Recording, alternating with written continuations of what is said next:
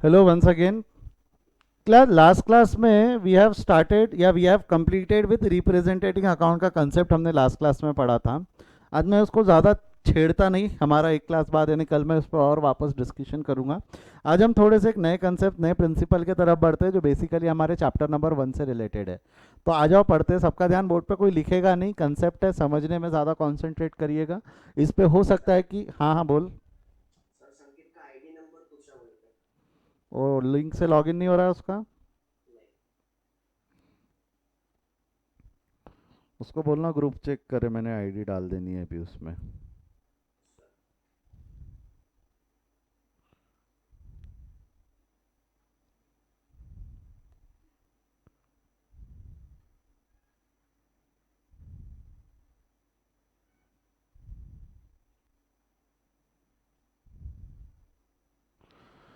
चलिए, अब मेरे को एक चीज़ बताइए, यहाँ पे हमारे को जो कंसेप्ट समझना है वो क्या क्या है। सबसे पहला, what are the methods of accounting या system of accounting. Can anybody help me with systems of accounting या मेथड्स ऑफ अकाउंटिंग क्या होता है? सिस्टम ऑफ अकाउंटिंग या method of accounting.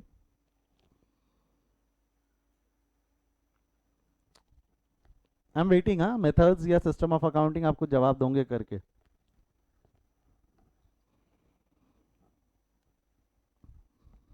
Anyone?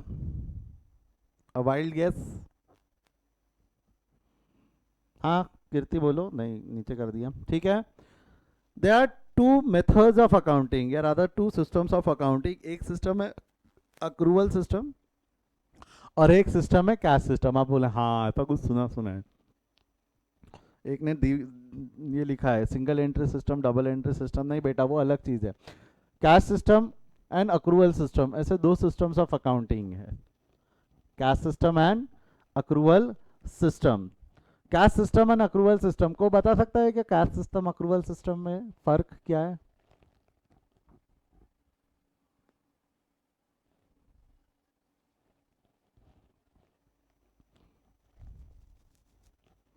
Cash system and accrual system, there are two systems of accounting, one is cash system and other is accrual system. क्या है दोनों में फ़र्क?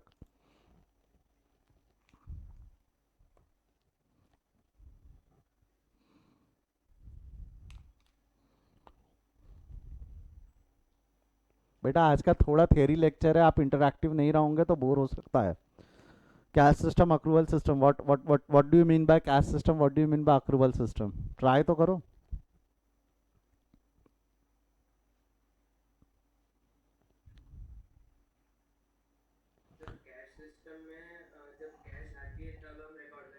हाँ,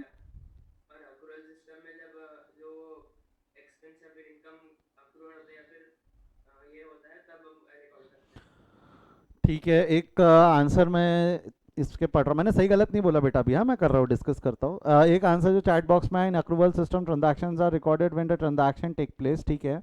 एंड अक्रूवल सिस्टम में फ्यूचर में होने वाले एक्सपेंसेस और इनकम रिकॉर्ड करते हैं, मोटा मोटी। ठीक है, आप बोलना जो कुछ चाह रहे हो, लिख कुछ दे रहे हो, मैं समझता हूँ, मैं मानता हूँ कि आपको समझा है वो। बेसिकली सिंपल है। कैश सिस्टम अक्रूवल सिस्टम की बात करूँ तो cash system record all the transactions, ऐसा बोलूँ तो चलेगा क्या?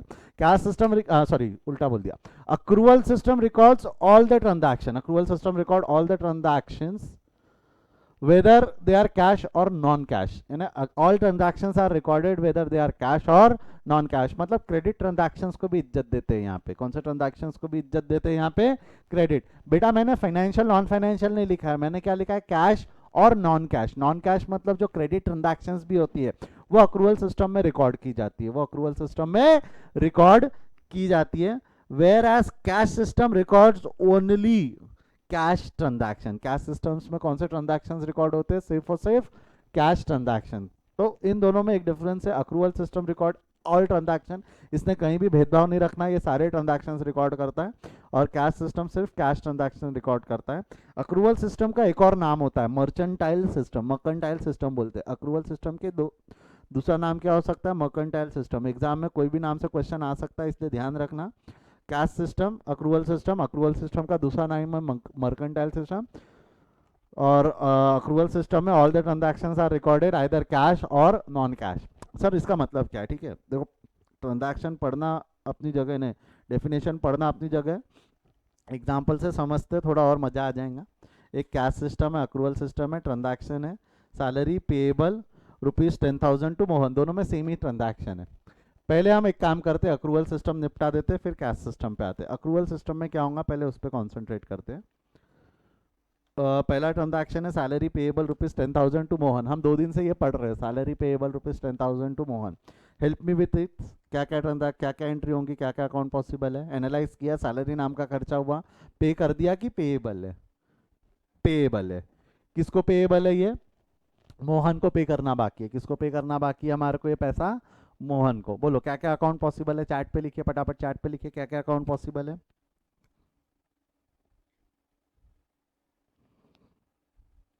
सैलरी, हाँ एक जवाब आ गया मेरे को, सैलरी, कैश, मोहन। किसी को इसके अलावा और अकाउंट लगता है तो बोलिए। Salary, cash, Mohan, Mohan. एक जन ने आउटस्टैंडिंग सैलरी लिखा है। बेटा यहाँ आउटस्टैंडिंग सैलरी में लिख भी दूं बट वो एलिमिनेट हो जाएगा। चलो आपकी आपकी खुशी के लिए एक बार लिख देते हैं आउटस्टैंडिंग सैलरी। हाँ, और आउटस्टैंडिंग सैलरी या सैलरी पेएबल एक ही चीज़ है, मैं आउटस्टैंडिंग सैलरी लिख रहा हूँ यहाँ, ठीक है। और बोलो, और कौन से अकाउंट पॉसिबल है, बस ना। सैलरी कौन सा अकाउंट है, रियल, पर्सनल, नॉमिनल। नॉमिनल है। कैश रियल है, मोहन पर्सनल है, आउटस्टैंडिंग सैलरी पर्सनल है, ठीक है। आउटस्टैंडिंग सैलरी क्यों पर्सनल है, because this is representing account of that person जिसको सैलरी आउटस्टैंडिंग है, यानी यहाँ Mohan. Eliminate any unwanted account, कौन सा अकाउंट एलिमिनेट कर देंगे, कौन सा अकाउंट एलिमिनेट कर देंगे। पेएबल होने की वजह से सबसे पहले कौन सा अकाउंट एलिमिनेट हो जाएगा, कैश। पेएबल होने की वजह से कौन सा अकाउंट एलिमिनेट हो गया, कैश। बचे सैलरी, मोहन और आउटस्टैंडिंग। मतलब मोहन और आउटस्टैंडिंग सैलरी ये दोनों अलग अलग अकाउंट है कि एक ही अकाउंट के दो नाम है, बराबर है। ये दो अलग अलग अकाउंट है कि एक अकाउंट के दो नाम है, बेटा बोलो। सैलरी, आउटस्टैंडिंग सैलरी और मोहन, ये दो अलग अलग अकाउंट है कि एक अकाउंट के दो नाम है। हेल्प मी विद दैट, ये एक अकाउंट के दो नाम है, तो दोनों में से आप कोई भी एक अकाउंट रखो, काम चल जाएगा। आपको क्या लगता है क्या ज़्यादा सही है, मोहन यूज़ करना ज़्यादा सही है कि आउटस्टैंडिंग सैलरी, मोहन ना। बेटा जब नाम पता है तो रिप्रेजेंटेटिंग अकाउंट में क्यों जाना, क्योंकि रिप्रेजेंटेटिंग अकाउंट तब यूज करते जब नाम नहीं पता हो। लास्ट क्लास में मैंने आपको ये डिस्कस किया था, नाम नहीं पता है तो we are going to use representing account. नाम पता है तो अननेसेसरी रिप्रेजेंटेटिंग अकाउंट यूज करके क्यों चीजें कॉम्प्लिकेटेड करना। दैट इज वाई जिन्होंने मेरे को आउटस्टैंडिंग सैलरी लिख के दिया था, दिव्या बेटा आपको आउटस्टैंडिंग सैलरी नहीं, आउटस्टैंडिंग सैलरी एलिमिनेट कर देंगे। वाई, क्योंकि नाम पता है। नाम नहीं पता रहता या ग्रुप होता तो मैं रिप्रेजेंटेटिंग अकाउंट यूज किया रहता, यहाँ नाम पता है तो रिप्रेजेंटेटिंग अकाउंट की जरूरत नहीं है। तो बचे कौन से अकाउंट, सैलरी और Mohan. Salary nominal, debit the expenses and losses, entry हो जाएगी आपकी सैलरी अकाउंट डेबिट, बिकॉज खर्चा है, पहली लाइन में इज्जत देंगे। मोहन क्या बन गया यहाँ पे, रिसीवर ऑफ उधारी, गिवर ऑफ उधारी। उसने अपनी सर्विसेज उधारी में दिया है, इसीलिए तो सैलरी पेएबल है। गिवर ऑफ उधारी को दे देंगे इज्जत हम सेकंड लाइन में, गिवर ऑफ उधारी को इज्जत दे देंगे सेकंड लाइन में, क्या नाम से लिख देंगे हम, to Mohan account. I hope this was quite simple, समझा यहाँ तक कि कैसा करना था। हम 2 दिन से ये ट्रांजैक्शन, 2 दिन नहीं रादर, हाँ 2 दिन हो गए ऐसे ही ट्रांजैक्शन हम देख रहे हैं। बट बेटा अगेन बता दूं, मैंने आपको एक्सपेंसेस पढ़ाया है, मैंने सैलरी नहीं पढ़ाया। नाम चेंज हो जाता, रेंट हो जाता, कोई दिक्कत नहीं है, रेंट टू मोहन हो जाता अगर पेएबल रहता तो। आएंगे जब मैं कुछ क्वेश्चंस आपको प्रैक्टिस कराऊंगा। पहले कुछ अराउंड मेरे 12 लेक्चर्स होते हैं जो हमारे से बेसिक कंसेप्ट बिल्डिंग पे जाते हैं। उसके बाद मैं आपको भर भर के क्वेश्चंस प्रैक्टिस अलग से करवाऊंगा, that will be different thing. Journal पे कंट्रोल लाएंगे क्योंकि फाउंडेशन में एक आध दो बार ऐसा भी हुआ है कि they have ask you journal question, directly journal question भी पूछे हुए हैं। चलो बढ़ता हूँ आगे। अगला क्या है, सैलरी पेड ₹10,000 टू मोहन, 10,000 रुपये मोहन को हमने सैलरी पे कर दी, 10,000 रुपये मोहन को हमने सैलरी पे कर दी। मेरे को एक चीज़ बताओ, ये जो 10,000 रुपये मोहन को हमने पे किया, ये कोई नया खर्चा इनकर्ड हुआ है कि पुराने खर्चे का पेमेंट है, बराबर है, पुराने खर्चे का पेमेंट है। Old expenses are paid. तो मेरे को एक चीज़ बताओ, ओल्ड पुराने खर्चे अगर हमने पे किया, इन्हें कैसा था, सिंपल जो हम एग्जाम्पल लेते थे, ये अगर 30 अप्रैल को खर्चा हुआ है तो हमने अगले महीने की 5 मई एग्जाम्पल के तौर पे 5 मई को हमने ये पैसा पे किया है। थोड़ा सा लाइन बढ़ा देता हूँ मैं उसके बीच में। हमने पेमेंट कब कर दी उसको, 5 मई को। पेमेंट कब कर दी हमने उसको, 5 मई को। तो मेरे को एक चीज़ बताओ, जब हमने 5 मई को उसको भाई साहब को पैसा दिया, तो क्या क्या अकाउंट पॉसिबल रहेंगे जब हमने 5 मई को पैसा दिया? बोलो फटाफट लिखो चैट बॉक्स में, क्या क्या अकाउंट पॉसिबल रहेंगे जब हम 5 मई को पैसा दे रहे हैं?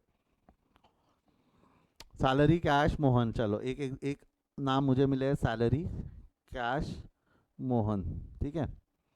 और कोई अकाउंट लगता है आपको? Cash Mohan, cash Mohan, cash Mohan, ठीक है। सैलरी एलिमिनेट करके डायरेक्ट अकाउंट आप बोल रहे हो, कोई नहीं, मैं लिख के एलिमिनेट कर दूंगा, चलता है। जिनको अब समझ में आने लगा है वो शॉर्टकट यूज़ करना चालू किए, कोई दिक्कत नहीं, कंसेप्ट समझ में आया, आप स्पीड बढ़ाना चाहते हो, ज़रूरत नहीं थी ना। सैलरी कौन सा अकाउंट एलिमिनेट हो जाएगा? सैलरी अकाउंट एलिमिनेट हो जाएगा। कौन सा अकाउंट एलिमिनेट हो जाएगा? सैलरी। क्यों? क्योंकि कोई नया खर्चा है कि पुराने खर्चे का पेमेंट है? परफेक्ट, पुराने खर्चे का पेमेंट है। बचे मोहन और कैश। मोहन क्या बन जाएगा? Receiver of repayment, giver of repayment. Mohan क्या बन जाएगा बोलो बेटा? Receiver of repayment. और रिसीवर ऑफ रीपेमेंट को कहाँ इज्जत दे देंगे? First line, second line. तो ये हो जाएगा आपका मोहन अकाउंट डेबिट। क्या हो जाना है इसका? Mohan account debit. और अपना ये जो है कैश आया या गया? गया। Debit what comes in, credit what goes out. ये क्या हो जाना है? To cash account. कितना हो जाएगा ये? 10,000। तो entry will be Mohan account debit to cash. Mohan account debit to cash. I hope ये समझिए। This was quite simple one, ये हमने कल से पढ़ी है। अब आ जाओ कैश सिस्टम पे बात करते थोड़ा सा। कैश सिस्टम अभी हमने देखा, cash system record only cash transaction. Cash system record only cash transactions. Cash system में सिर्फ और सिर्फ कौन से ट्रांजैक्शंस रिकॉर्ड किए जाते हैं?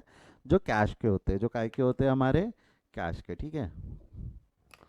अब जरा ध्यान देना, सैलरी पेएबल ₹10,000 टू मोहन। अब हम कैश सिस्टम में, अक्रूवल बाजू में रखो, अब हम कैश सिस्टम में सैलरी पेएबल है। सैलरी पेएबल है मतलब मैंने पे कर दिया है कि करना बाकी है? बाकी है। तो कैश सिस्टम में इसको रिकॉर्ड करेंगे या नहीं करेंगे? चैट बॉक्स पर कमाओ, हरी फटाफट।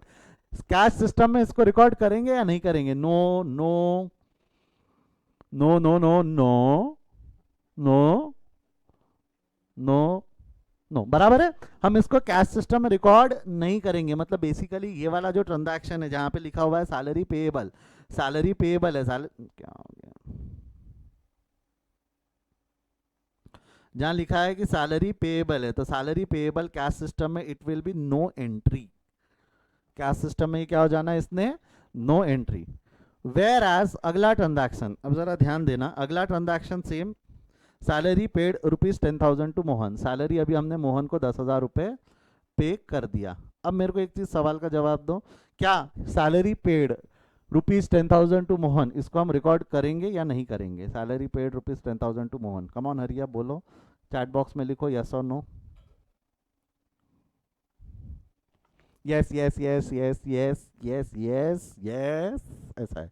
मैं बताओ क्या क्या अकाउंट पॉसिबल रहेंगे अगर रिकॉर्ड करेंगे? तो यस रिकॉर्ड करेंगे। पेड है, पेड है, पेड है मतलब यहाँ पे कैश आया है, कैश आया तो कैश सिस्टम में इज्जत है। बोलो क्या क्या अकाउंट पॉसिबल रहेंगे? क्या क्या? सैलरी कैश मोहन, चलो एक जवाब मुझको मिला है, सैलरी कैश मोहन। और इसके अलावा और कोई अकाउंट लगता है किसी को तो वो लिखो। हाँ, salary cash Mohan, salary cash Mohan, cash salary Mohan, cash Mohan salary, ठीक है बेटा भाई। बेसिकली ये 3 अकाउंट पॉसिबल रहेंगे यहाँ पे। सैलरी कौन सा अकाउंट है? Real, personal, nominal. Nominal cash real Mohan personal, ठीक है बाजू में ही लिखा है, मैं मान लेता हूँ ये आपको आता है। अब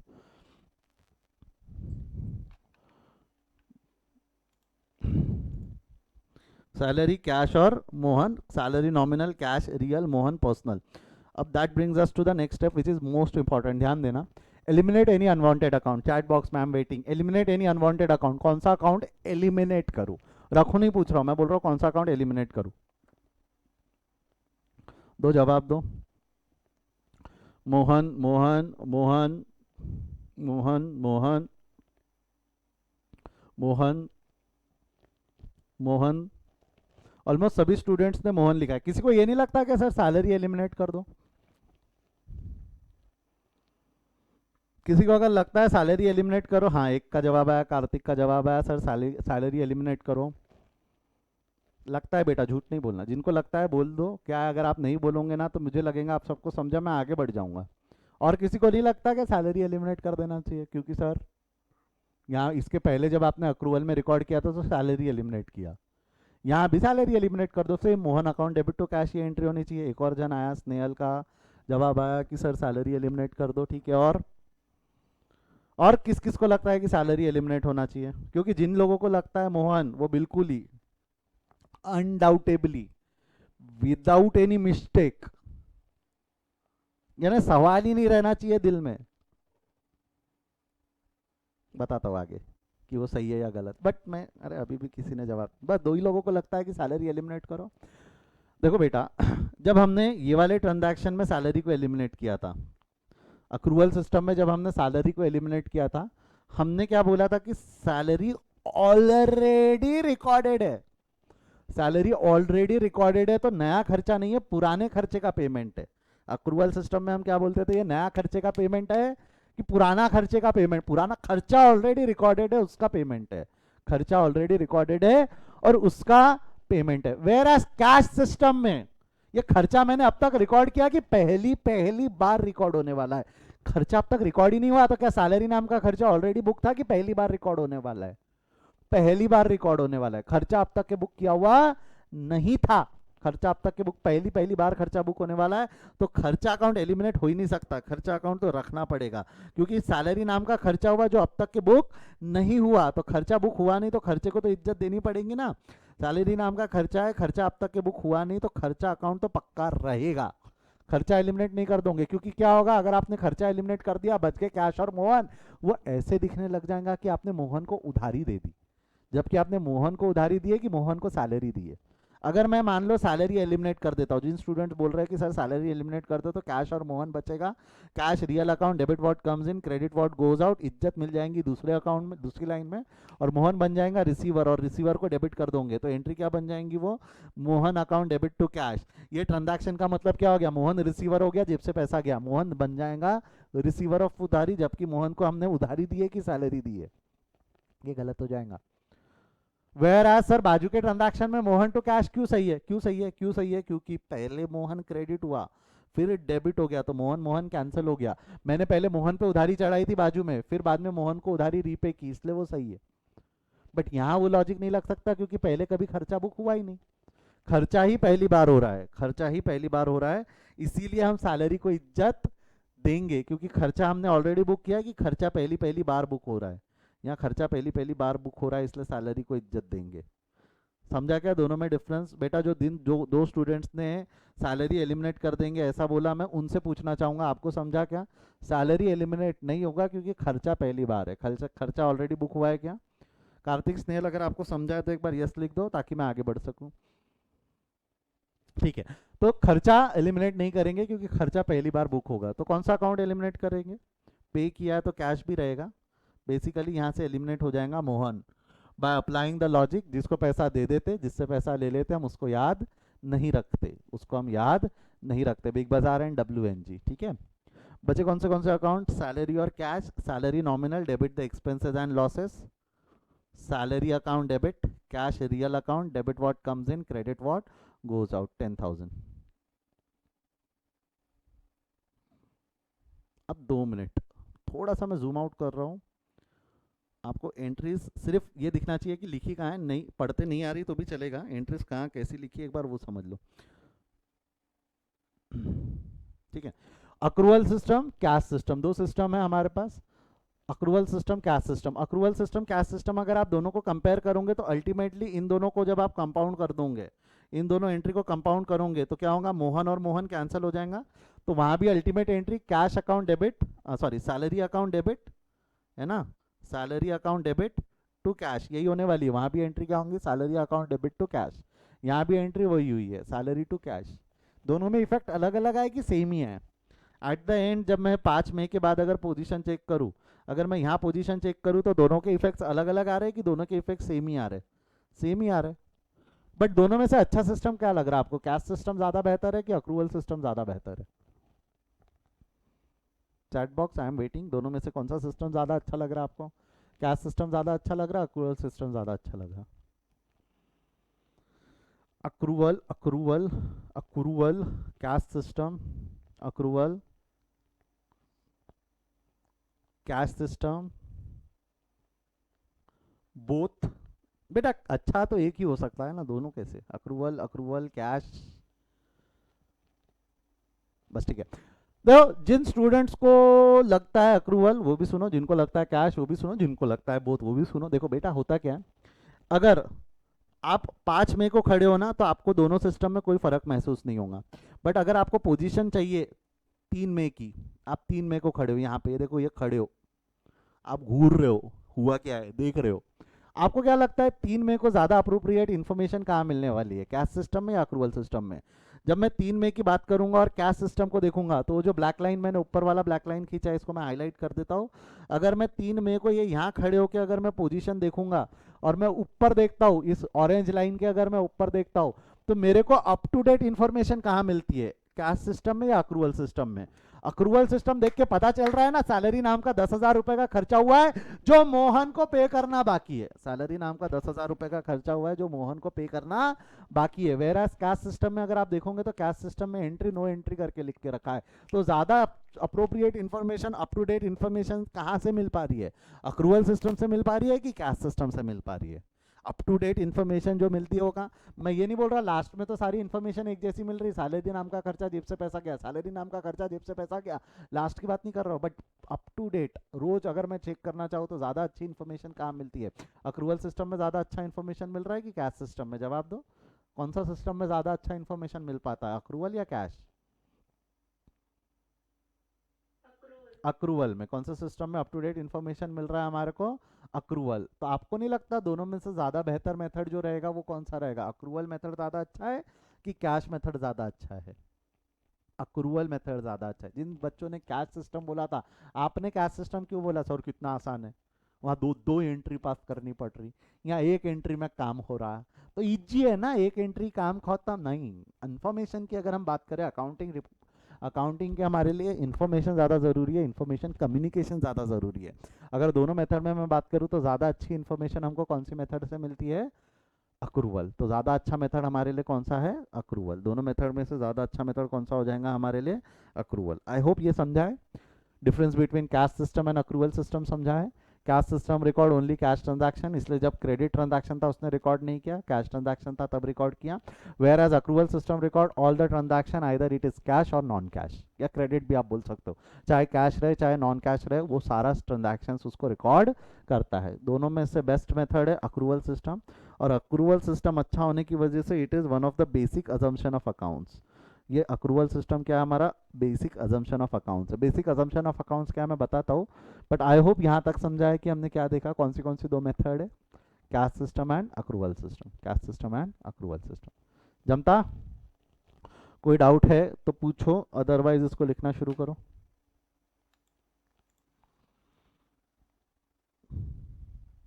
पहले ये चार्ट बना लेना, देखो सिंपल है चार्ट बनाना, अक्रूवल सिस्टम कैश सिस्टम, और ये अक्रूवल सिस्टम के नीचे ही उसका एग्जाम्पल लिख लेना जो बाजू में लिखा हुआ है। अक्रूवल के नीचे ही उसका एग्जाम्पल लिख देना, कैश के नीचे ही उसका एग्जाम्पल लिख देना, जो ये जर्नल एंट्रीज लिखी हुई है ना वो उसी के नीचे लिख लेना, ये सब की ज़रूरत नहीं है।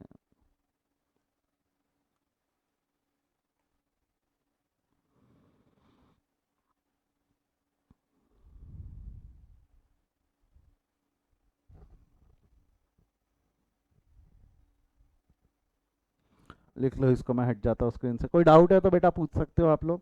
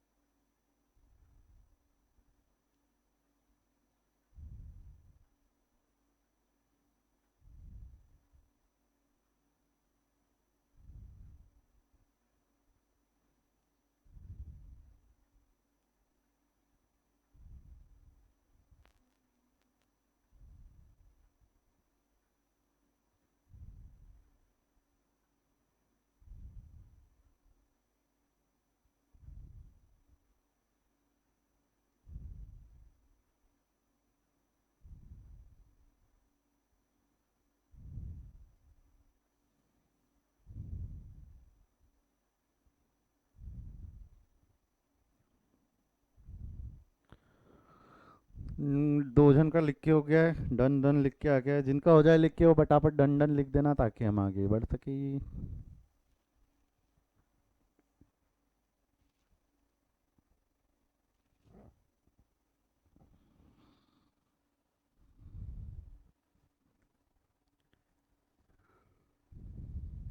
Done sir, done sir, done done.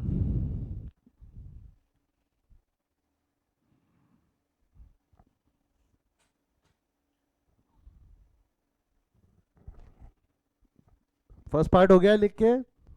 कोई एग्जांपल्स दिखा दूं? कोई है जो लिख रहा है, ये फ्लो चार्ट बना रहा है अभी भी? नहीं ना, चलो। उसके नीचे ये एग्जांपल लिख लो, अक्रूवल सिस्टम का एग्जांपल, कैश सिस्टम का एग्जांपल।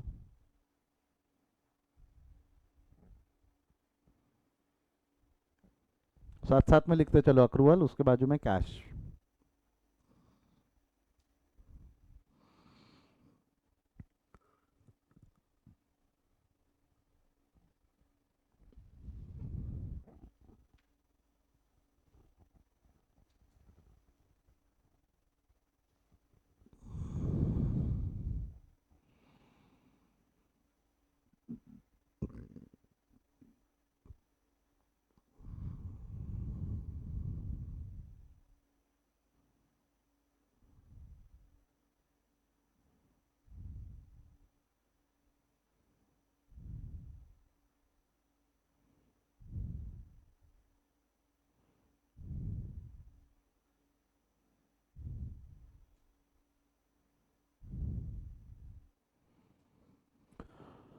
Done done done.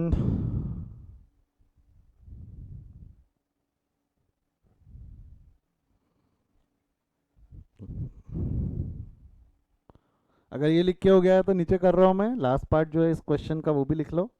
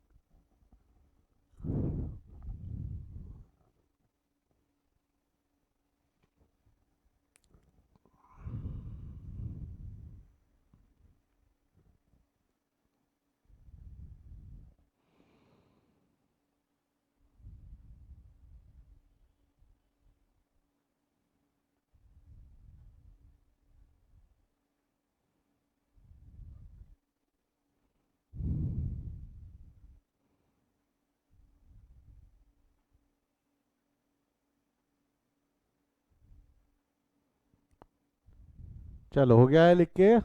कि कोई लिख रहा है तो आवाज करे, अदरवाइज मैं आगे बढ़ रहा हूँ।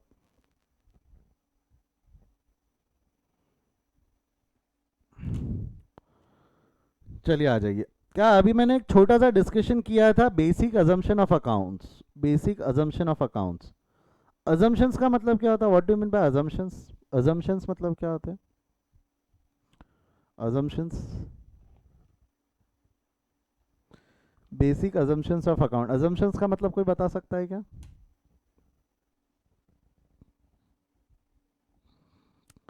अजम्पशंस का मतलब होता है मान के चलना। अजम्पशंस का मतलब क्या होता है? मान के चलना, मान के चलना। Right now you are in CA foundation, अभी आप सब सारे बच्चे सीए फाउंडेशन के हो। तो जब मैं क्लासेस कंडक्ट करवा रहा हूँ, मैं आपसे बात कर रहा हूँ, हम कम्युनिकेट कर रहे हैं, तो मैं ये मान के चलता हूँ सीए फाउंडेशन में आने से पहले आपने 10th क्लियर किया है, 12th क्लियर किया है, तो आपको बेसिक्स नॉलेज है मैथ्स का। मैथ्स आता है, 2+2 बोलूँ वो सिखाना नहीं पड़ेगा बेटा, एक दो दो दो में दो उंगली जोड़, अब उंगलियां, ये सिखाना पड़ेगा क्या मुझे? ये मैं मान के चल रहा हूँ कि you have a knowledge of mathematics, basic knowledge of mathematics, plus minus divide. तो ये अजम्पशन है। तो मैंने कभी आपको बैठ के पहले दिन से मैथ्स पढ़ाना चालू नहीं किया। बट हाँ, अजम्पशन का मतलब ये नहीं है कि आप मुझसे डाउट नहीं पूछ सकते। अगर आपको नहीं आता सर 2+2 कैसे करते, आप पूछो, मैं बताऊंगा। बट अननेसेसरी अब हम उसमें 10 बार सवाल पूछे कि आपको 2+2 आता है क्या, और मैं समझाने लगूँ सिखाने लगूँ, इसमें समय खराब करेंगे क्या?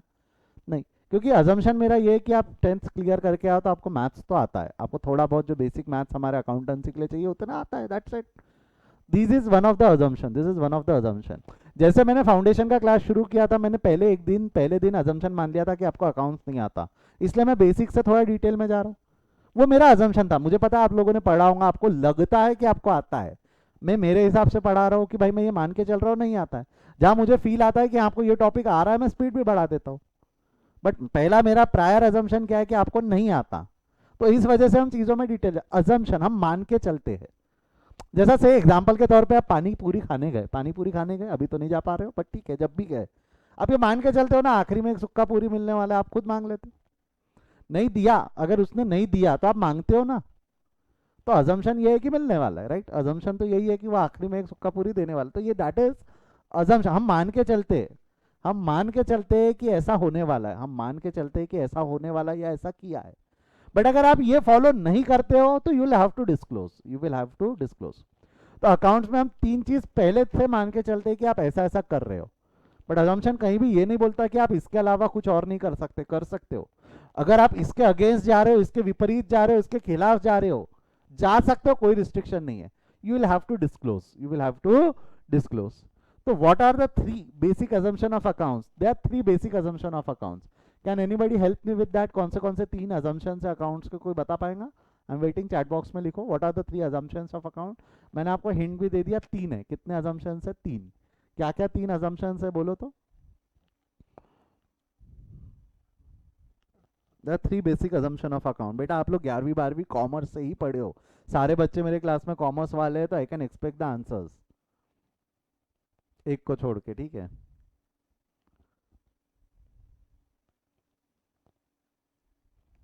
आई am waiting, assumption of accounts.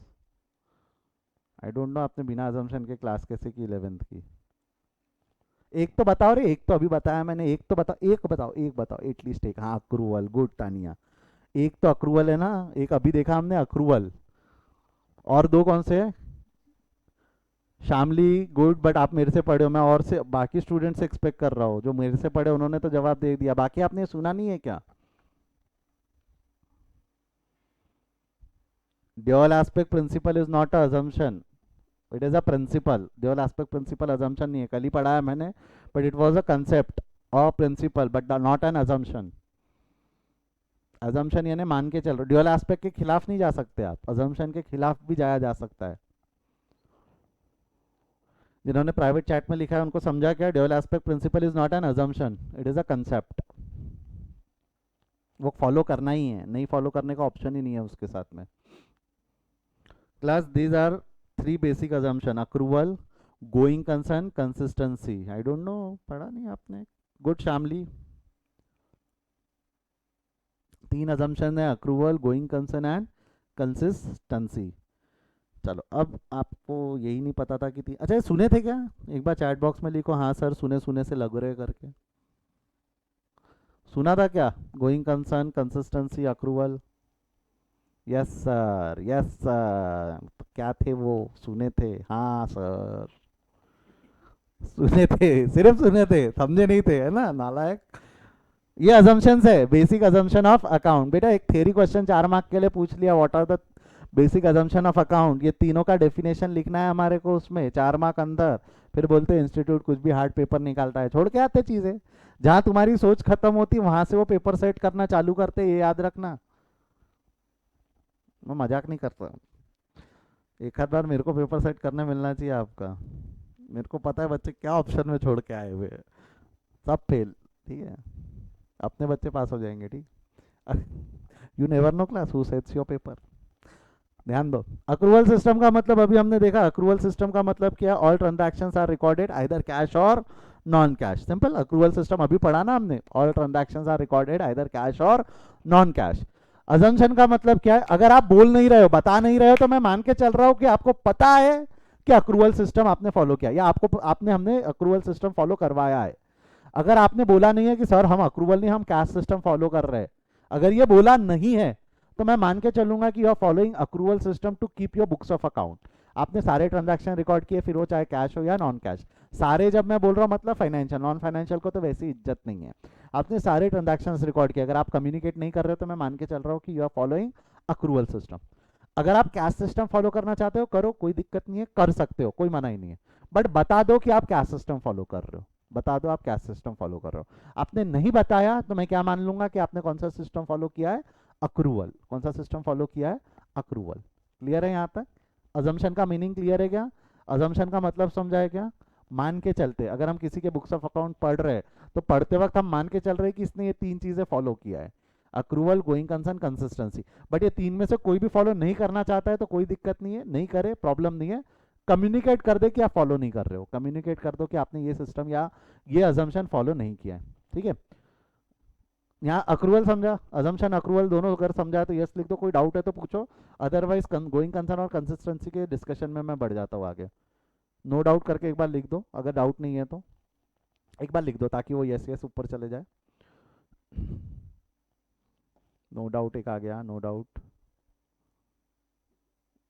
No doubt, no doubt, no doubt, no doubt, no doubt, no doubt. ठीक है, अब ध्यान दो, what is going concern, I am waiting, just try. सुना है, सुना सुना लगा, आप नहीं बोला। गोइंग कंसर्न का मतलब क्या होता है? ट्राई, ट्राई, जस्ट ट्राई, नाम में ही उसका जवाब छुपा हुआ है, सोच के देखो। गोइंग कंसर्न क्या होता है? गोइंग कंसर्न मतलब, गोइंग कंसर्न एक जवाब मिला है, business will run for a longer period. ठीक है, business which is making profit in a consistence. भैया मैं गोइंग कंसर्न पूछ रहा हूँ, शायद आप कंसिस्टेंसी की बात कर रहे हो भूषण। पहले गोइंग कंसर्न पे डिस्कशन कर लेते हैं, वो जब अपन उस पे आएंगे तब भूषण उस पे हम डिस्कशन करेंगे। गोइंग कंसर्न, अज्यूमिंग समथिंग, बेटा वो अजम्पशन का मतलब है।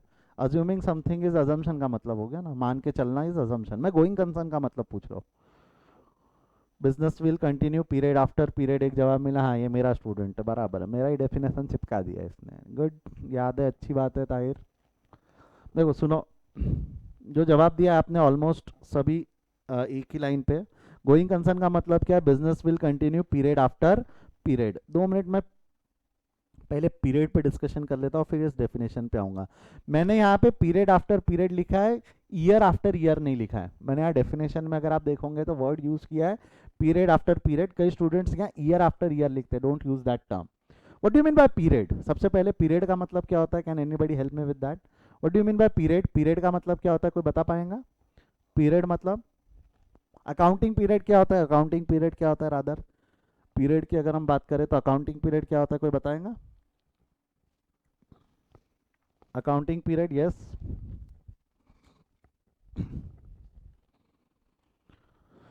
फाइनेंशियल ईयर लिखा है एक स्टूडेंट ने, फाइनेंशियल ईयर। दूसरा स्टूडेंट का जवाब भी फाइनेंशियल ईयर।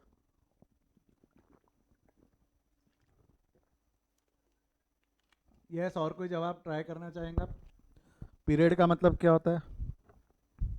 अरे जिन्होंने फाइनेंशियल ईयर बोला है वो यही बोलना चाह रहे हैं कि 1 अप्रैल से लेके 31 मार्च?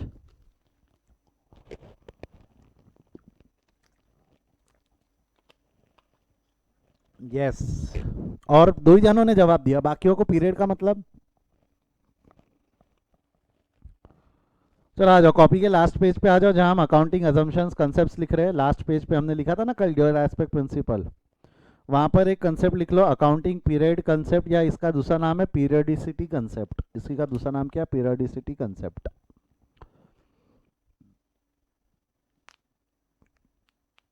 Time, range of time, time duration, period of time that covers accounting functions.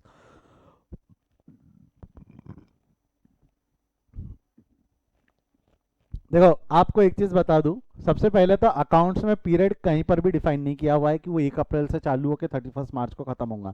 लिखना नहीं है कुछ, सब ध्यान दो।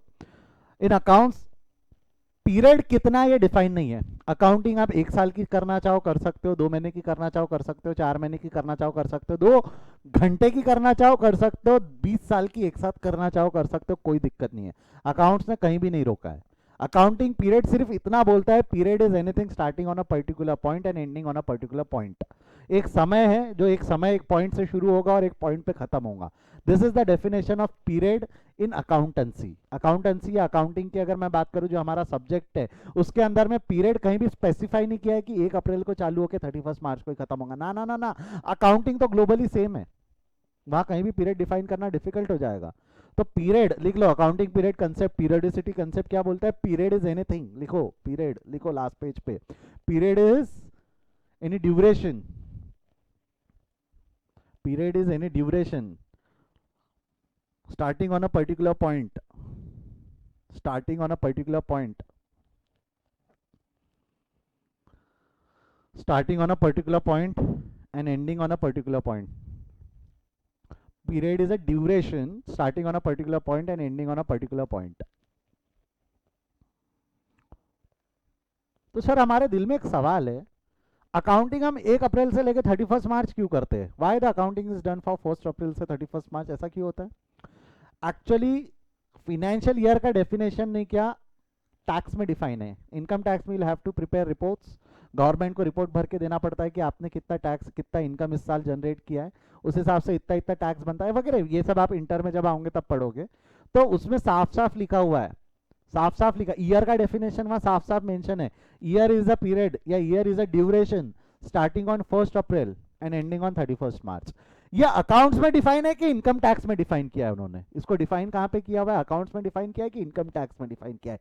इनकम टैक्स में। अकाउंट में डिफाइन किया नहीं, अकाउंट में 2 महीने का भी चलता, स्टेटमेंट 12 महीने का ही रहे और 1 अप्रैल से चालू ही हो, ऐसा कोई जरूरी नहीं है। अकाउंट्स में आप 2-2 महीने के स्टेटमेंट भी बना सकते हो, 2-2 महीने के स्टेटमेंट बनाओ, कोई दिक्कत नहीं है। बट पीरियड इनकम टैक्स में स्पेसिफाई किया हुआ है कि 1 अप्रैल से चालू होकर 31 मार्च पे खत्म होना चाहिए। इसीलिए अब देखो होगा क्या, अगर अकाउंट्स में मैं पीरियड 2 महीने ले लूँ, अगर अकाउंट्स में मैं पीरियड 2 महीने ले लूँ, तो साल भर में मेरे को कितने स्टेटमेंट्स बनाने पड़ जाएंगे? 2-2 ऐसे करूंगा तो 6 स्टेटमेंट बनाने पड़ेंगे, 2-2 महीने के 6 स्टेटमेंट। और इनकम टैक्स 12 महीने का 1 अप्रैल से लेकर 31 मार्च का मांगने ही वाला है, 1 अप्रैल से लेकर 31 मार्च का वो मांगेगा ही, तो उसके लिए भी एक स्टेटमेंट अलग बनाना पड़ेगा। तो मेरे को टोटल कितने स्टेटमेंट बनाने पड़ जाएंगे? 7। कितने स्टेटमेंट बनाने पड़ जाएंगे? 7।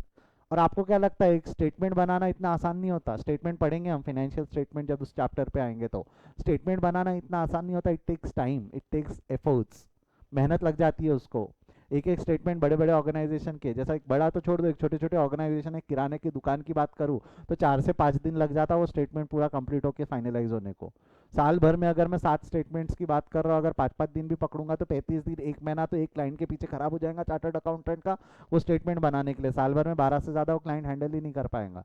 प्लस एज वेल एज अगर वो अपना समय लगा रहा है तो क्लाइंट का चार्जेस बढ़ेगा अननेसेसरी। उसकी वजह से क्या होता है, चीज़ें बढ़ जाती है, महंगी हो जाती है और उसका कोई फायदा नहीं है। साल भर के स्टेटमेंट चलते हैं, अकाउंट्स में वैसे भी पीरियड कहीं भी डिफाइन नहीं है, साल भर चलता। तो हम क्या करते हैं, अकाउंट्स में पीरियड डिफाइन नहीं है, इनकम टैक्स में पीरियड डिफाइन है, तो इनकम टैक्स का पीरियड हमने अकाउंट्स में उठा लिया, यूज करना चालू किया। तो हमने स्टेटमेंट बनाने चालू की 1 अप्रैल से लेकर 31 मार्च। बट इसका मतलब ये कहीं भी नहीं है कि अकाउंट्स में पीरियड आपका 1 अप्रैल से लेकर 31 मार्च ही रहेगा, वो कुछ भी रह सकता है। फॉर आर कन्वीनियंस पर्पस, ताकि हमको अलग अलग बहुत सारे स्टेटमेंट बनाने नहीं पड़े, तो जैसा यहाँ पीरियड डिफाइन नहीं था तो हम बार बार स्टेटमेंट या 1 अप्रैल का ले लेते, क्योंकि इनकम टैक्स में पीरियड डिफाइन है। अगर इनकम टैक्स अपना लॉ चेंज कर देता है और वो बोलता है 1 अप्रैल नहीं चाहिए, अब मेरे को चाहिए 1 जनवरी से 31 दिसंबर, तो हम भी हमारे अकाउंटिंग कब से करना चालू करेंगे? 1 जनवरी से 31 दिसंबर। जैसा अभी आप देख रहे हो, कोरोना के रहते रिपोर्टिंग पीरियड कई बैंक्स के आगे बढ़ा दिए गए। 31 मार्च को बैंक्स की अकाउंटिंग खत्म हो जानी चाहिए थी, स्टेटमेंट बन जाने चाहिए थे, बट कोरोना होने की वजह से उन लोगों ने उसको स्टेटमेंट्स का डेट, रिपोर्टिंग का डेट एक्सटेंड करके 30 जून कर दिया। तो अब उनके स्टेटमेंट जो बनने वाले वो कब से बनेंगे पता है? 1 अप्रैल 2019 से लेके 30 जून 2020। अब ये 12 महीने का स्टेटमेंट नहीं बना रहे, वो कितने महीने का स्टेटमेंट बना रहे? 15 महीने का, क्योंकि डेफिनेशन इनकम टैक्स में चेंज कर दी या उनको रिलीफ दे दिया उतना, 3 महीने एक बाद बना लो। तो अब क्या 12 महीने का ही स्टेटमेंट बन रहा है कि वहां 15 महीने का बन रहा है? तो जरूरी नहीं है कि फाइनेंशियल ईयर ही पीरियड रहे, जरूरी नहीं है कि फाइनेंशियल ईयर ही पीरियड रहे। क्लियर है क्या यहाँ तक? पीरियड का मतलब समझा क्या? Period is a duration starting on a particular point and ending on particular point. ये अकाउंट्स में डिफाइन नहीं है, ये कहाँ डिफाइन किया हुआ है? आपके इनकम टैक्स। तो for our convenience purpose income tax का ही पीरियड हम यहाँ ले लेते हैं, बट ऐसा जरूरी नहीं है कि हमेशा 1 अप्रैल से शुरू होकर 31 मार्च हम ले, जरूरी नहीं है। चलो आगे बढ़ते हैं। अब ये गोइंग कंसर्न के डेफिनेशन पे आ जाते हैं। गोइंग कंसर्न में क्या लिखा हुआ है? Business will continue period after period, business will continue period after period. Period after period का मतलब समझा है? हम बिजनेस हमारा सालों साल, अब सालों साल मैं इसलिए बोल रहा हूँ क्योंकि यस हमने हमारा पीरियड एक साल का ले लिया, मान लो एक साल का अगर ले लिया, हम हमारा बिजनेस कंटिन्यू रखेंगे पीरियड आफ्टर पीरियड। मतलब क्या है, एग्जांपल के तौर पे देखो सिंपल, ऐसा होता है कि आप लोगों के साथ कभी ऐसा हुआ है कि आपने ऑब्जर्व किया है क्या? हमारे हिंदी कैलेंडर के हिसाब से जाओ, जैसा मैंने बोला पीरियड डिफाइन नहीं है, अगर मैं हिंदी कैलेंडर के हिसाब से जाऊँ तो हिंदी कैलेंडर के हिसाब से साल कब खत्म होता है? हिंदी कैलेंडर के हिसाब से साल कब खत्म होता है? दिवाली को। दिवाली की रात को साल खत्म होता है और अगला साल शुरू होता है। मैं फाइनेंशियल ईयर फॉलो नहीं कर रहा हूँ, मैं हिंदू कैलेंडर फॉलो कर रहा हूँ। तो अब मेरे को एक चीज़ बताओ, जब अगर मैं हिंदू कैलेंडर फॉलो कर रहा हूँ, आपने देखा होगा कई जगह कई बार हमारे दिवाली के टाइम पे हमारे को जब लक्ष्मी पूजन करते हैं तो पापा वहाँ किताबें रखते, किताबों पे टीका लगा हुआ रहता, पत्ता लगा के स्वास्तिक बना के उसकी पूजा करते। वो क्यों की जाती है, कभी आपने पूछ के देखा क्या? वो क्यों की जाती है? क्योंकि हमारे रिचुअल्स में है कि पुराने बुक्स ऑफ अकाउंट जो बिजनेसमैन फैमिली से दे डू दिस, क्योंकि पुराने बुक्स ऑफ अकाउंट क्लोज होते और नए बुक्स ऑफ अकाउंट ओपन होते, पुराने बुक्स ऑफ अकाउंट क्लोज होते और नए बुक्स ऑफ अकाउंट ओपन होते, मतलब पिछला साल खत्म, बुक्स बंद, नए बुक्स, नया साल नए बुक्स। तो कभी आपने ऐसा ऑब्जर्व किया है क्या कि दिवाली की रात को आप घर पे सोए तो अगले दिन फुटपाथ पे उठते? ऐसा हुआ है क्या किसी के साथ? अनलेस एंड अनटिल, ऐसा नहीं है ना, बराबर है, दिवाली की रात को घर पे सोए तो घर पे ही उठते ना। This is going concern assumption that business will continue period after period. जो बिल्डिंग जैसी आपने बुक्स ऑफ अकाउंट क्लोज की, जिस घर में आप रहते हो घर ऐसा फोल्ड होके बुक्स में चला जाता क्या?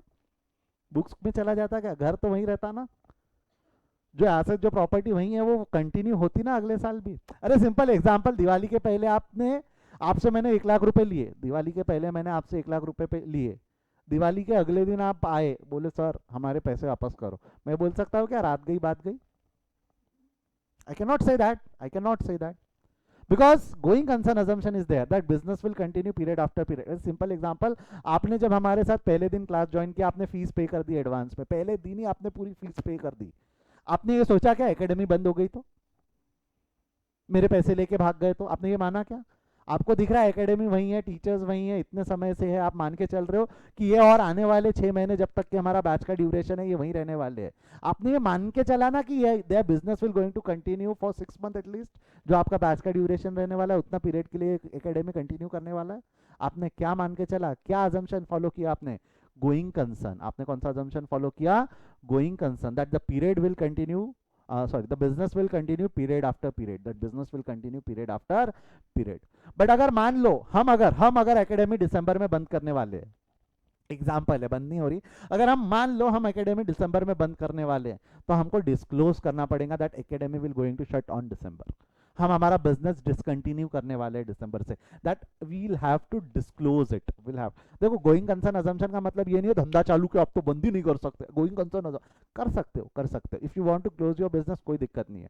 अगर आप बंद करने वाले हो तो कम्युनिकेट कर दो कि your business will going to discontinue from this date, तो that is going concern assumption, that is going concern assumption. अगर आप बोल नहीं रहे हो तो मैं मान के चल रहा हूँ कि आपका बिजनेस सालों साल चलने वाला है, आपका बिजनेस अगले साल भी वहीं रहने वाला है। तो गोइंग कंसर्न अजम्पशन का मतलब समझाए क्या? Business will continue period after period. कोई डाउट है तो पूछ लो, अदरवाइज एक बार नो डाउट लिख दो ताकि हम आगे बढ़ सके। पीरियड अकाउंटिंग पीरियड में डाउट है तो पूछ लो, गोइंग कंसर्न में डाउट है तो पूछ लो।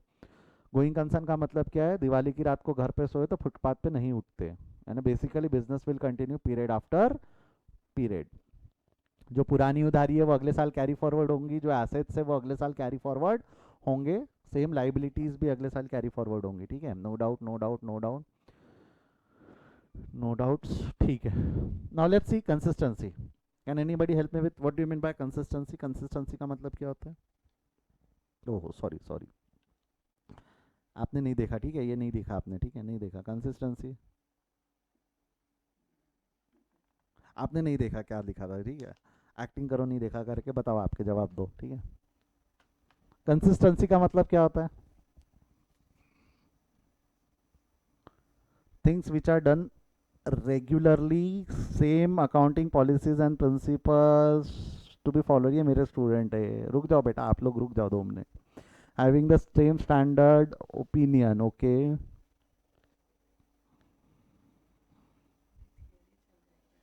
Having the same standards and opinion, ठीक है, चलो आ जाओ, सिंपल है। कंसिस्टेंसी का मतलब क्या होता है? Same accounting policies and principles to be followed period after period, जो सेम अकाउंटिंग पॉलिसी प्रिंसिपल आप फॉलो कर रहे हो, ये सेम पॉलिसी प्रिंसिपल्स आप पीरियड आफ्टर पीरियड फॉलो करते रहो, that is consistency, that is consistency. अगर आप चेंज करते हो कोई मेथोडोलॉजी, कोई दिक्कत नहीं, चेंज करो, कोई दिक्कत नहीं है, कर लो, but you will have to disclose, you will have to disclose. इसको समझने के लिए एक एग्जांपल लेते हैं, एक एग्जांपल लेते हैं। अभी तक ये चैप्टर आपने पढ़ा नहीं है, डेप्रिसिएशन नाम का एक चैप्टर है, बट आपने 11th में पढ़ा होगा शायद इसको। इसमें दो मेथड थी, आपने दो मेथड्स पढ़ी थी, एक मेथड पढ़ी थी एसएलएम, एक मेथड पढ़ी थी डब्ल्यूडीवी, ठीक है। मान लो फर्स्ट ईयर है, आपके बिजनेस का फर्स्ट ईयर है, आप एसएलएम फॉलो कर रहे हो, सेकेंड ईयर है आप एसएलएम फॉलो कर रहे हो, थर्ड ईयर है आप एसएलएम फॉलो कर रहे हो। आपको नहीं लगता कंसिस्टेंटली हम एक मेथड फॉलो कर रहे हैं? सर ये एसएलएम क्या है, जब हम डेप्रिसिएशन चैप्टर में आएंगे मेथड डिटेल में पढ़ लेंगे। It is one of the name of a method. हमने स्ट्रेट लाइन मेथड फॉलो की, अगले साल भी स्ट्रेट लाइन मेथड फॉलो की, अगले साल भी straight line method SLM method follow की। अब हमने फोर्थ ईयर में आके डब्ल्यूडीवी फॉलो की, फोर्थ ईयर में आके अब हमने एसएलएम मेथड फॉलो की कि डब्ल्यूडीवी मेथड फॉलो कर दी? डब्ल्यूडीवी फॉलो कर दी। We have change the method of recording. तो अब यहाँ कंसिस्टेंसी है कि कंसिस्टेंसी ब्रेक हो गई? SLM SLM SLM WDV, consistency break हो गई, कोई दिक्कत नहीं है, कर सकते हो, but only you will have to disclose. इसको डिस्क्लोज करना पड़ेगा कि आपने मेथड चेंज किया है। हम अब तक हमको लिखना पड़ेगा, एक नोट रहता है, फुट नोट में नीचे लिखा रहता है, नोट्स टू अकाउंट बोलते हैं जिसको, वहाँ लिखा रहता है till previous year we use to follow SLM method, but from this year we are going to follow written down value method. इसकी वजह से ये चेंजेस हुए और ये इफेक्ट हमारे फाइनेंशियल स्टेटमेंट्स में पड़ा है। ये डिटेल में हमको रिपोर्ट करना पड़ता है, ये डिटेल में हमको वहाँ रिपोर्ट में लिखना पड़ता है, चेंज इन मेथड का, एसएलएम डिस्क्लोज। अगले साल फिफ्थ ईयर में जरा सोच के देखो, अब जरा ध्यान देना, फिफ्थ ईयर में अब मैंने क्या किया, आई हैव फॉलो डब्ल्यूडीवी। यहाँ डिस्क्लोजर की जरूरत है क्या? यहाँ डिस्क्लोजर की जरूरत है क्या? राइट यस और नो कमेंट में लिखो, डिस्क्लोजर की जरूरत है क्या फिफ्थ ईयर में? नो नो नो नो, बराबर है। यहाँ डिस्क्लोजर की जरूरत नहीं, क्योंकि अब डब्ल्यूडीवी फॉलो करने लग गए, एक बार डिस्क्लोज कर दिया, कंसिस्टेंसी मेंटेन है। प्रीवियस ईयर में डब्ल्यूडीवी थी, अभी भी डब्ल्यूडीवी है। सिक्स्थ ईयर में आने के बाद आपने एसएलएम फॉलो करना चालू कर दिया, अब डिस्क्लोज करना पड़ेगा या नहीं करना पड़ेगा? कंसिस्टेंसी रही कि ब्रेक हो गई? ब्रेक हो गई, यहाँ पे you will have to disclose. Fifth year में आप डब्ल्यूडीवी फॉलो कर रहे थे, सिक्स्थ में एसएलएम फॉलो करने लगे, डिस्क्लोज करना पड़ेगा। सेवेंथ ईयर में अब आपने वापस डब्ल्यूडीवी फॉलो कर दी, यहाँ भी डिस्क्लोज करना पड़ेगा।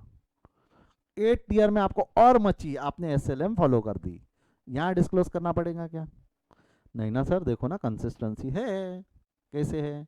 डब्ल्यूडीवी एसएलएम, देखो ना sir consistency, WDV SLM, WDV SLM, अगले साल डब्ल्यूडीवी फॉलो कर लो, कोई दिक्कत नहीं है ना। कंसिस्टेंसी की हर साल हम मेथड चेंज करें, ना ना ना ना, ऐसा नहीं होता। We check the consistency with the previous year, यहाँ भी आपको डिस्क्लोज करना पड़ेगा। कंसिस्टेंसी हम पिछले साल से चेक करते हैं कि पिछले साल आपने क्या किया था। अगर आपने पिछले साल जो किया था वही इस साल कर रहे हो, तो हम मानते हैं कि you are following consistency. But अगर आपने पिछले साल जो किया था वो इस साल नहीं करते हो, तो डिस्क्लोज कर दो, that is consistency. Same accounting policies and principles to be followed period after period. अगर नहीं कर रहे हो कोई दिक्कत नहीं है, अगर आपने मेथड चेंज करनी है कर लो, कोई प्रॉब्लम नहीं है, कहीं भी रोका नहीं है। बट अगर आप मेथड चेंज करते हो तो यूल हैव टू डिस्क्लोज, अगर आप मेथड चेंज करते हो तो यूल हैव टू डिस्क्लोज। और वो डिस्क्लोज कहाँ करना पड़ेगा हमको? नोट्स टू अकाउंट में। वो डिस्क्लोज कहाँ करना पड़ेगा हमको? नोट्स टू अकाउंट में। अगर ये समझा है तो एक बार बोल दो, नहीं समझा आवाज करो। कंसिस्टेंसी का मतलब अगर समझा है तो ये ठीक, नहीं तो एक बार डाउट पूछ लो। Any doubts?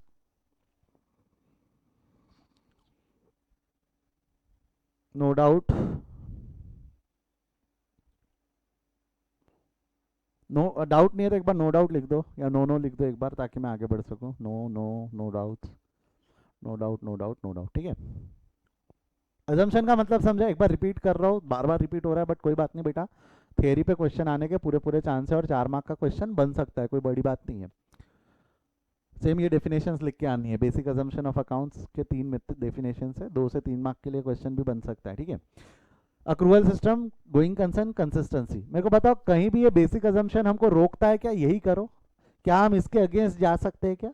जा सकते हो, मत करो। मेरे को अक्रूवल सिस्टम फॉलो नहीं करना है, मैं कास्ट सिस्टम फॉलो करना चाहता हूँ, कर तू कैश सिस्टम फॉलो कर, बट बताते जाके तू अक्रूवल सिस्टम फॉलो नहीं कर रहा है, तू कैश सिस्टम फॉलो कर रहा है।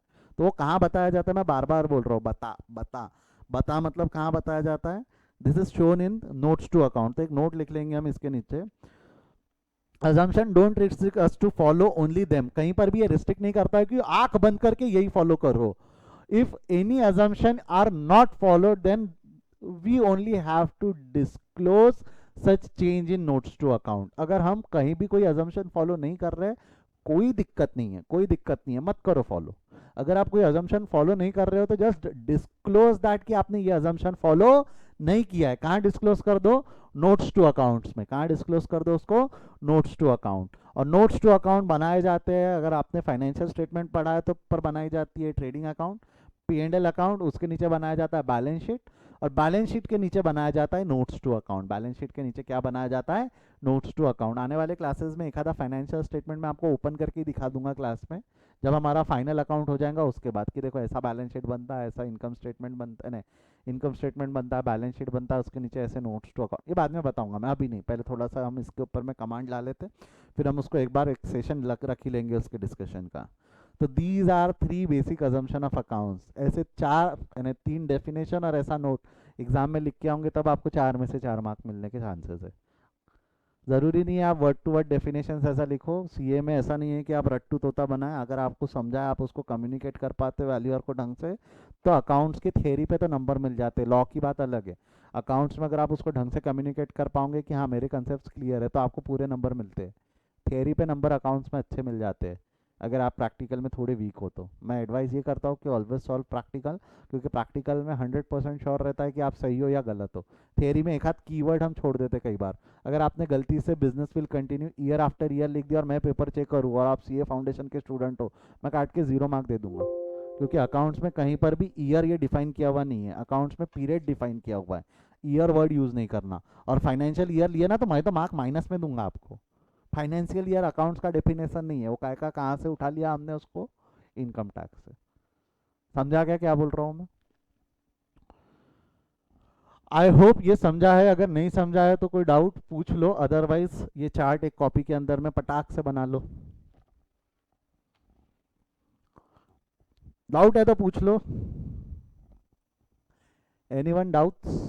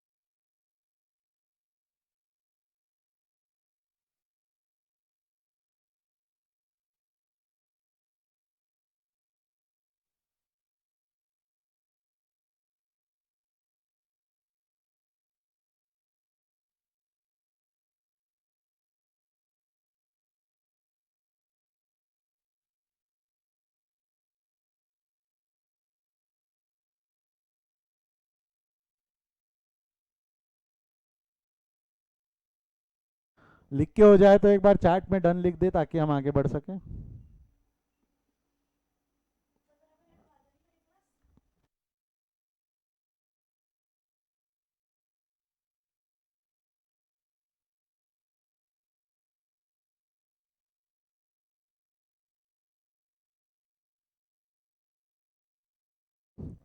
चलो सभी का हो गया लिख के?